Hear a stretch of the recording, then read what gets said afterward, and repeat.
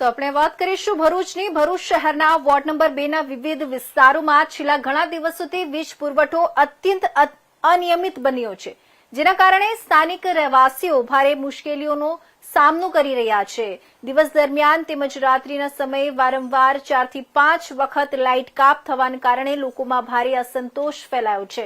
ખાસ કરીને ઢાગરાવાડ, મુંડાફળિયા, ડભોઈયાવાડ, સિંધીવાડ, સુથારફળિયું તથા ડબીપુરા આસપાસના વિસ્તારોમાં તેમજ મદની પાર્ક અને અહેમદનગર વિસ્તારમાં પરિસ્થિતિ વધુ ગંભીર બની ગઈ છે.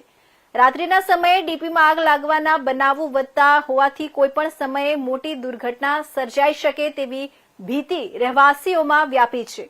આ ગંભીર સમસ્યાને ધ્યાનમાં રાખીને વોર્ડ નંબર 2 ના સભ્યો શમશાદ અલી સૈયદ, હેમેન્દ્ર કોઠીવાલા, સફી સલ્લુ, જાકીર કુરેશી અને ઇકબાલ પટેલ દ્વારા વીજ વિભાગના નાયબ ઇજનેરને તાત્કાલિક રજૂઆત કરવામાં આવી છે અને વહેલી તકે સમસ્યાનો નિકાલ લાવવા માંગ કરવામાં આવી છે.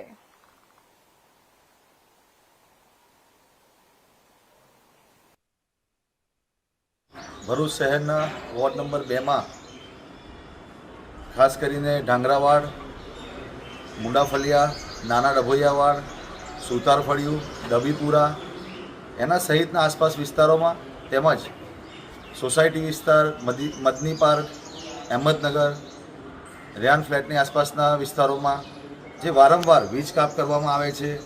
ગઈકાલે રાત્રે પણ નાના ડભોઈયાવાડ વિસ્તારના અંદર ડીપી બ્લાસ્ટ થવાથી રાત્રે આખી રાત વીજ કાપ હતો, લાઇટ ન હતી. ડીપી બ્લાસ્ટના કારણે આસપાસના વિસ્તારોના અંદર પણ ભયનો માહોલ ફેલાઈ રહ્યો છે.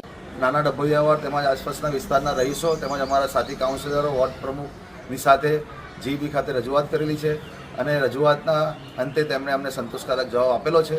આવનારા દિવસોના અંદર આ કામગીરી પૂર્ણ થાય એવી અમે આશા રાખીએ છીએ.